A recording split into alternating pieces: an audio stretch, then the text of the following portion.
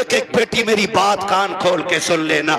इस बेटी को 12वीं वाले सरकार ने इज्जतें दी हैं। सुन मेरी बेटी, जब तू माँ के शिकम में आई थी पूरा खानदान कह रहा था बेटा होगा तो अब्दुल्ला नाम रखेंगे, कोई कहता था अपने नाम पे नाम रखूंगा, कोई कहेगा भतीजे का नाम ये रखूंगा, दादा कहते था पोते का नाम ये रखूंगा, दादी कहती थी लाडला आएगा नाम उसका शेर रखा जाएगा, अब्दुल्ला रखा जाएगा। सबने बेटों के नाम सोचे थे, बेटी का तो तसव्वुर भी किसी का नहीं था। जब वक्त ऊपर हुआ विलादत के वक्त से तेरी माँ को हॉस्पिटल ले जाया गया, चचा ने कहा कि ऑर्डर दे दो जल्दी से मीठा बन जाए, भतीजा आने वाला के पूरे खानदान में खुशियां थी। लेकिन अचानक हॉस्पिटल से फोन आया कि बेटी आई है। चचा का चेहरा उतर गया, दादी का चेहरा उतर गया, दादा बिस्तर पे गिर गया। वो जो मीठे बने थे लोगों ने ऑर्डर कैंसिल कराए, दुकान वालों ने कहा क्यों नहीं लेता, कहा बेटा आता तो लेता, भतीजा आया के इसलिए मीठा नहीं चाहिए, ये कह के मीठा ठुकरा दिया गया था क्योंकि तू पैदा हो गई है। दुनिया ने तुझे मनहूस समझ रहा है, दुनिया आज भी तुझको वैल्यूबल नहीं मान रही है। खुदा की कसम खा के कहता हूँ, जब चचा को तेरे आने से तकलीफ, दादा को तेरे आने से तकलीफ, दादी का चेहरा तेरी वजह से उतरा है, सब ने तुझे ठुकराया। एक बाप ही तो था जो हॉस्पिटल सीना उठा के गया था और इसने तुझे गोद में उठा के तुझे चूम के कहा था दुनिया लानत दे रखी है, लेकिन शुक्र है अल्लाह ने मुझे जन्नत का टिकट अता फरमा दिया है। सबसे पहले जिसने तुझे अपनाया वो तेरा बाप था। हालांकि चचा ने भी मीठे से इनकार किया, ये कहता मेरे लिए जन्नत का टिकट आ गया, मेरे जिगर का टुकड़ा आ गया है। ये बाप फिर तुझे कंधे पे लेके बाजार गया। लोग कहते थे दुनिया बेटे को उठा के घूमती है, कितना मनहूस है, 4 बेटियां ही बेटियां, एक चराग जलाने वाला नहीं। मैं कहता हूं मुंह बंद कर, अल्लाह बुझाने पे आए ना तो 18 बेटों वालों के चराग बुझा देता है, और जब जलाने पे आता है तो खुदा बेनामो निशान लोगों के नाम के चराग दिला देता है। मैं बेटियों से कहना चाहूंगा खुदारा हुजूर के दिए हुए दीन की कदर करो, इसलिए कि एहसान तो सब पे है मुस्तफा का, लेकिन बहुत बड़ा एहसान आमिना के लाल ने आपके ऊपर किया है कि आपको जिंदगी बख्शी है, आपको जीने का हक दिया है। खुदा की कसम खा के कहता हूं, हुजूर नहीं आए थे ना तो औरत को इंसानों में से समझा ही नहीं जाता था। एक औरत को इंसान माना ही नहीं जाता था, जबकि वो मर्द को जन्म देती थी, मर्द को पालती थी, मर्द को पैदा करती थी, लेकिन उसको इंसान लोगों ने तस्लीम ही नहीं किया। कहा क्या है ये? कहा ये लोगों का दिल बहलाने का सामान है। किसी ने कहा नहीं ये पैर की जूती है, किसी ने कहा नहीं ये घरों की रौनक नहीं, ये इंसान के लिए खिलौना है। जब हुजूर आए और अपनी बेटी फातिमा खातून जन्नत को सीने से लगाया और फरमाया मेरी फातिमा मेरे जिगर का टुकड़ा है, तो बेटियों को जो कौम दुश्मन मान रही थी वो अपने बेटियों को जिगर का टुकड़ा मानने लग गई है। ये इज्जत हुजूर ने अता फरमाई है। जो बेटियों को कत्ल कर रहे, सहाबा क्या कहते थे? सहाबा कहते थे या रसूल अल्लाह जब आप नहीं आए थे ना तो हम बेटियों को कत्ल कर देते थे और माथे पे पसीना तक नहीं आता था। जब से आप आए ना तो हम जमीन पे पैर ऐसे देख देख के रखते हैं कि कहीं पैर के नीचे चूंटी ना आ जाए।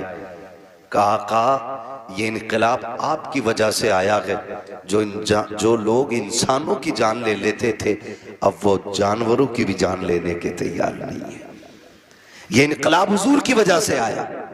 लेकिन रुक के एक बात कहूं, बर्दाश्त कर लेंगे, बड़ी कड़वी बात याद आ गई है, कह जा रहा हूं। हुजूर की विलादत से पहले भी बेटी हमारी जा रही थी और आज भी बेटी हमारी जा रही है, आज भी बेटी हमारी जा रही है। फर्क इतना है, पहले पैदा होने के फौरन बाद मार दी जाती थी और आज या तो पैदा होने से पहले मार दी जाती है और या फिर शादी के बाद बेटियां मारी जाती है। यह सितम अब भी हो रहा है। शादियों से पहले भी बेटियां मार दी जाती हैं, पैदा होने से पहले बेटियां मार दी जाती हैं। आखिर ये कौन लोग हैं जो निकाह के बाद बच्चियों का गला घोट देते? ये वो दौलत के भूखे और कुत्ते लोग होते हैं जिनका पेट जहेज से नहीं भरता है, जिनकी भूख 10 लाख से नहीं मिटती है, जो पूरी जिंदगी कुत्तों की तरह जिंदगी गुजारते हैं। मैं उस शख्स को कुत्ते से बदतर मानता हूं जो कटोरा लेकर के किसी बेटी वाले की चौखट पे खड़ा हो। उससे बदतर कोई शख्स जमीन पे नहीं हो सकता है जो एक बेटी वाले के गुर्दे बेचने पे उसको मजबूर कर दे। और हम सरकार का दामन नहीं छोड़ेंगे। हम जन्नती हैं, मर के देख, वो लाठी पड़ेगी कोई बचाने वाला नसीब नहीं होगा।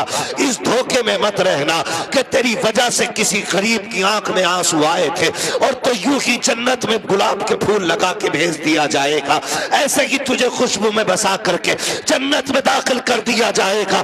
हाथ जोड़ के गुजारिश करता हूं, पाप उतने करना जिनका हिसाब आसानी से दे सको। याद रखिएगा, अल्लाह अगर हिसाब लेने पे आया, रत्ती रत्ती का हिसाब लेगा और कोई बचाने वाला नहीं होगा। कोशिश ये कीजिएगा किसी की आंख का आंसू तेरी वजह से ना आए, कोई गरीब तेरी वजह से ना रोए, वरना खुदा की कसम कितनी भी अजाने तेरी कब्र पे हो जाए, जितने चाहे 40वें करा लेना, जितने चाहे तीजे पढ़वा लेना, अगर तूने किसी का दिल दुखाया है, अल्लाह उस वक्त तक तुझे जन्नत नहीं देगा जब तक गरीब के एक आंसू का बदला तुझसे नहीं ले लिया जाए। ओ किधर खड़े खाओ, हराम का जहेज लेके मौलवी से फाता पढ़वा के हलाल का हो जाएगा। सुन, आज तू किसी की बेटी को लेकर आया, कल तेरे आंगन में भी बेटी आनी है, कल तेरे आंगन में भी बेटी होगी। अपनी बेटी रानी और दूसरे की बेटी नौकरानी, ये कंडीशन है हमारी। दिल मर गए।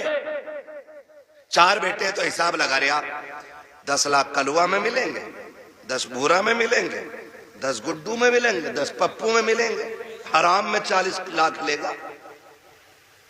भाई किसी का नाम हो बुरा ना मानना, मैं सिर्फ एक मिसाल के तौर पे कह रहा हूं। मुझे क्या मालूम आपके क्या नाम, मैं सिर्फ बताना चाह रहा हूं। हिसाब लगा रहा बैठ के 10-10 जोड़ रहा। अब तो और तरक्की कर गए लोग, 15 पे कहानी आ गई है। और रिश्ता कराने वाले लोग सिर्फ 500 रुपए के लिए मर रहा। बिचौलिया, रिश्ते कराना अच्छी बात है, और वो रिश्ते कराने वाला अच्छा आदमी है जो सच्चा हो। ये जो झूठ बोल के कह रहा ना, सुनो तुम्हें पता कुछ? कहा क्या? कहा वो जो है उनका लड़का 70,000 रुपए महीना कमा रहा, और कहता किसके सामने? जिसकी बच्ची जवान हो गई हो। हाँ, तो वो पूछता, उसके कान खड़े होते, भाई हर बाप चाहता बेटी सुख में रहे।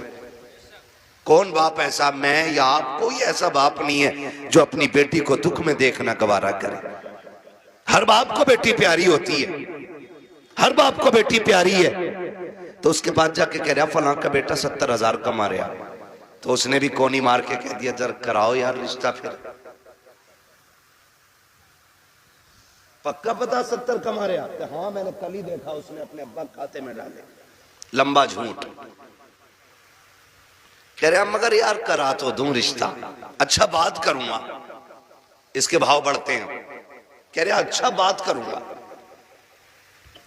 2 दिन बाद आके कह रहा रिश्ता तो हो जाएगा, लेकिन बता मैं यार लौंडे की कमाई बढ़ी है ना, तो इसलिए वो उनकी सोच रहे हैं कि रिश्ता बराबरी का मिल जाए।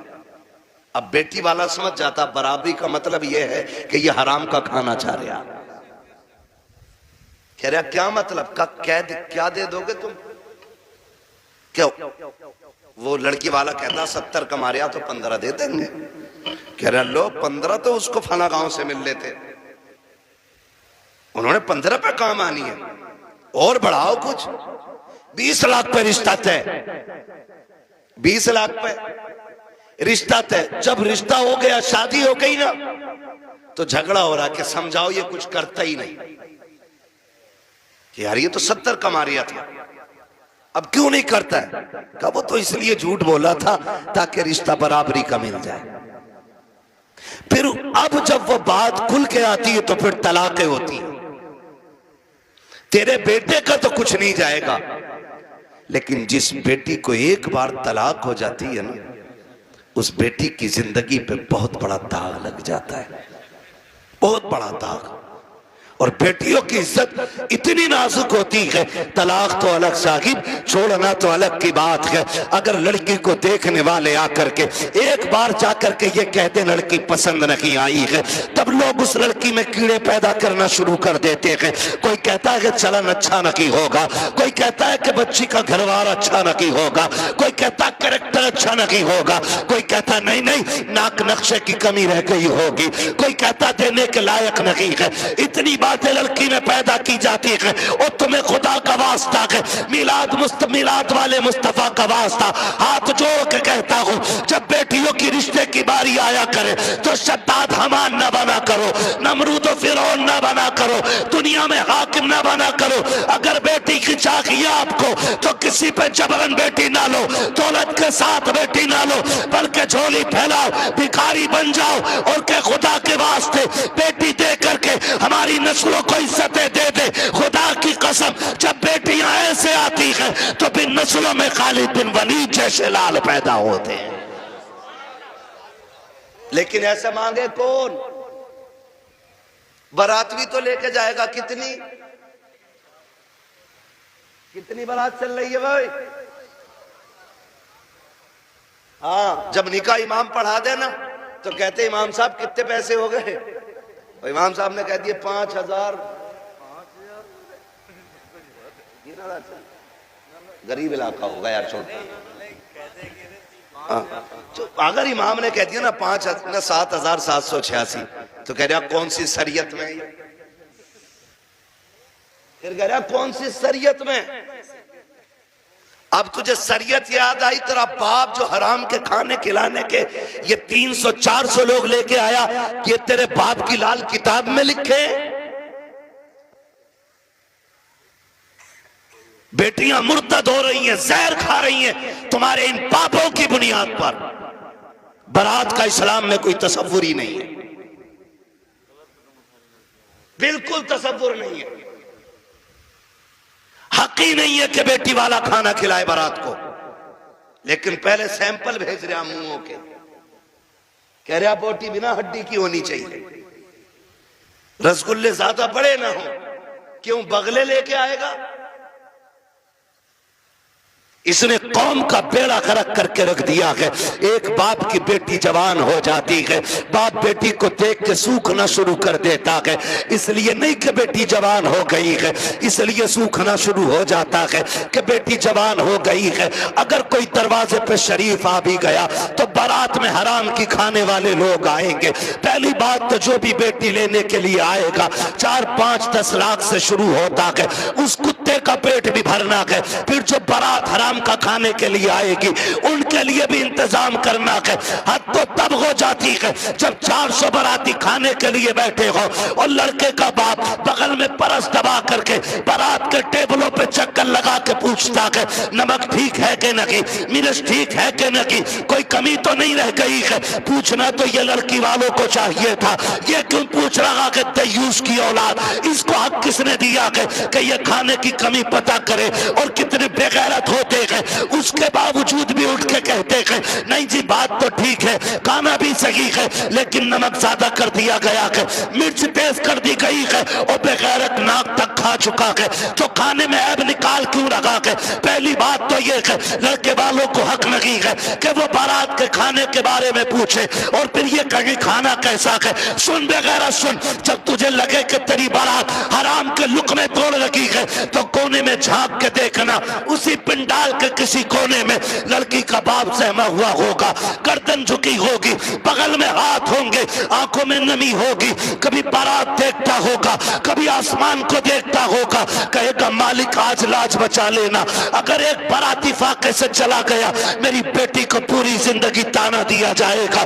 गरीब बाप खड़े होकर के अपने रब को आवाजें दे दे के कहता कि मेरे परवरदिगार खाने में बरकत देना, अल्लाह खाना कम न पड़ जाए। और जब खाने से निकलता बंदा अगर वो पूछता कि बताओ खाना कैसा था, और एक बेटी के बाप से बड़ी बेगैरती से कह दिया जाता है कि खाना ठीक था लेकिन नमक की कमी थी, मिर्च ज्यादा थी, बाप का कलेजा टूट जाता है। मैं पूछना चाहता हूँ, अगर नमक ज्यादा भी था, मिर्च तेज हो गई थी, अगर तुम इतना कहते थे अल्लाह का शुक्र है बहुत अच्छा खाना है, तो तेरा क्या चला जाता? कम से कम गरीब का मान रह जाता, उसका दिल रह जाता। तूने खाने का इनकार किया, उसका दिल भी तोड़ा, रब को भी नाराज किया। खुदा के वास्ते किसी का दिल ना तोड़ा करो, अगर हो सके तो दिल छोड़ दिया करो। अगर ऐसा करोगे काबे वाला भी राजी हो जाएगा, मदीने वाला भी राजी हो जाएगा।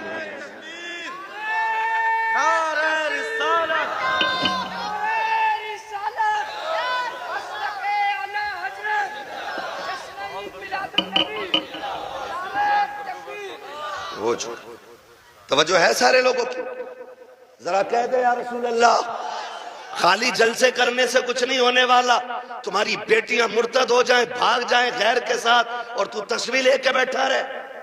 इस्लाम इसकी इजाजत नहीं देता है, इस्लाम इसकी इजाजत नहीं देता है। हर वो रास्ता बंद करो जो हमारी बेटियों को मुर्तद होने पे मजबूर कर रहा है। फला की गई है, हमारी थोड़ी गई ना, एक की गई तो सबकी चली गई। हो कहां पे? तुम्हें पता है, सोशल मीडिया चेक करो, लड़कियों से कलमा पढ़वाते वो मुसलमान की प्रूफ क्या है? सूरह इखलास पढ़ ली है बच्ची, तो बताना मकसद ये नहीं होता है कि अब्दुल रशीद की बेटी है देखो कलमा पढ़ रही है। वो ये बताना चाहते हैं मोहम्मद अरबी की दीन का कलमा पढ़ने वाली हमारे धर्म में आई है। हिसाब देना पड़ेगा कयामत में इसका कि तेरे दरवाजे पे दौलत रख के घुन गई और गरीब की बेटी मजहब छोड़ के चली गई, तूने दीन के लिए क्या किया था? ऐसे लोगों की दौलत को अल्लाह सांप बना के गले में डालेगा और तब कोई पीर बचाने नहीं आएगा। लिखो मेरी बात, तेरे किए का तुझी को भरना है। रस्में बना लिए, अब्बा दफन हो रहा, बेटा कब्र पे खड़े हो कह रहा मेरे अब्बा की गलती हो तो माफ कर देना। क्यों? तू कौन होता माफी मांगने वाला? गलती